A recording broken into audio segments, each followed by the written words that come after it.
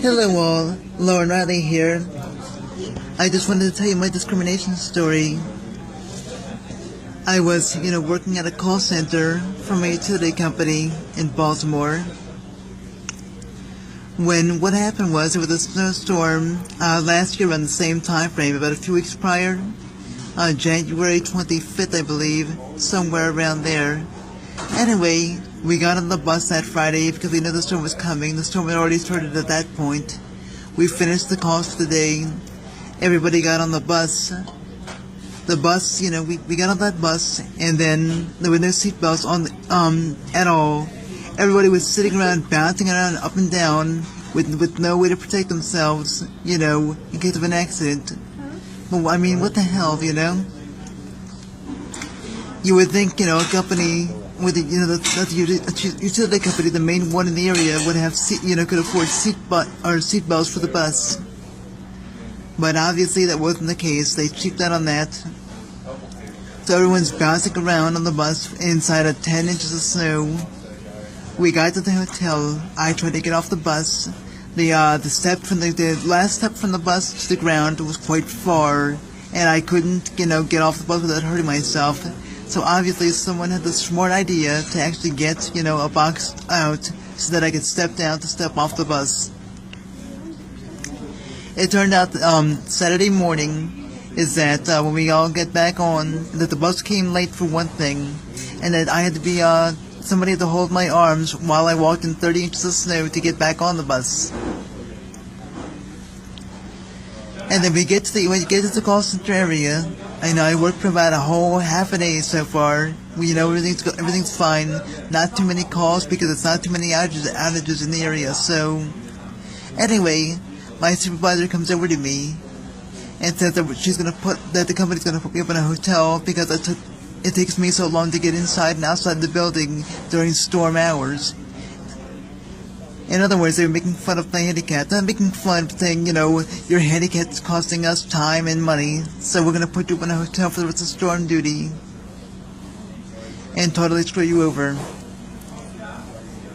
So they put me up someplace in Pikesville. I stay, I'm there. I get some lunch, and I'm there for about a day or so.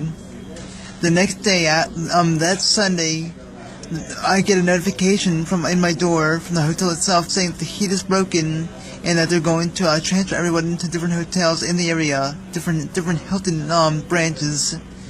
And so I chose to go to the one in Owings Mills. I took, a driver over there, got settled in. Pretty much couldn't eat for the rest of the night because no one would deliver to the hotel because of the 30 inches of snow.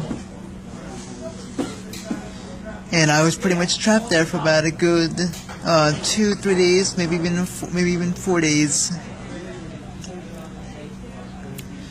And what the funny part was that the company at first was not going to pay for my stay because I couldn't get out because of my disability. Even though it was their fault I was in the hotel in the first place, I couldn't get out. My father couldn't come get me at the time because he was trapped inside the house himself. Luckily, my supervisor stepped up and actually, had talked to, with the higher-ups, and so the company actually did pay for my stay after all, plus food, which I'm very thankful for. But, what the hell?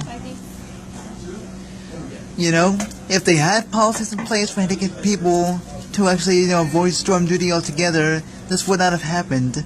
I mean, sure, I was told about the policy they had regarding a letter from my doctor, but that wasn't until after the storm happened. I was already in the call center for that weekend doing storm duty work. Somebody could have said something sooner, and it's kind of bullshit. I mean, I would not even known anything was there at all, or any kind of policy existed if someone hadn't told me about that, even though it was late. But I mean, I don't know, it's just kind of crazy. And that's why, I'm glad that I switched positions from being in a call center to being a writer. I feel much happier.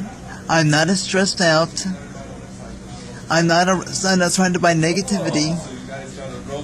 I'm not listening to, a lot of people yell and scream about how their bill is so high and about how they can't pay this or that or the other thing.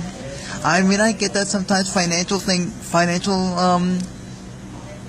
problems can be rough, but, we have to deal with what we have to deal with. I mean, everybody has financial obligations, and sometimes, it can get tough from time to time.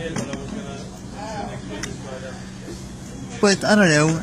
I guess my final words, or my final, I guess, sentiment for this whole topic is, as I was saying in a previous video, companies that make some more policies surrounding, people with disabilities. Next time you call up a call center of any sort, whether, even if you're a customer, be polite to the front lines. Don't give them a hassle. If they don't know your account from, front to back, don't yell at them. They don't know. They're only talking to you the first time. They can't talk to you like a real person. They have to read from a script for the most part.